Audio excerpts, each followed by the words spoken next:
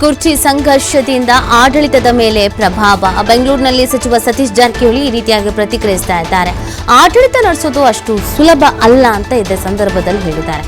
ಒಂದ್ ಕಡೆ ಡ್ಯಾಮೇಜ್ ಆಗ್ತಾ ಇರುತ್ತೆ ಅಂತ ಹೇಳಿದ್ದಾರೆ.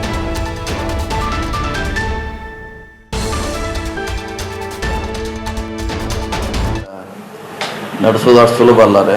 ಒಂದು ಕಡೆ ಒಂದು ಒಳ್ಳೇದು ಮಾಡಿರ್ತೀವಿ, ಇನ್ನೊಂದು ಕಡೆ ಎಲ್ಲೋ ಸಮಸ್ಯೆ ಆಗಿರ್ತೈತೆ. ಅದನ್ನು ರಿಪೇರಿ ಮಾಡಲಿಕ್ಕೆ ಇನ್ನೊಂದು ಏನಾರು ಆಗ್ತಾನೆ ಇರ್ತೈತೆ. ಅಂದರೆ ಕಂಟಿನ್ಯೂ ಪ್ರೊಸೆಸ್ ಇದು.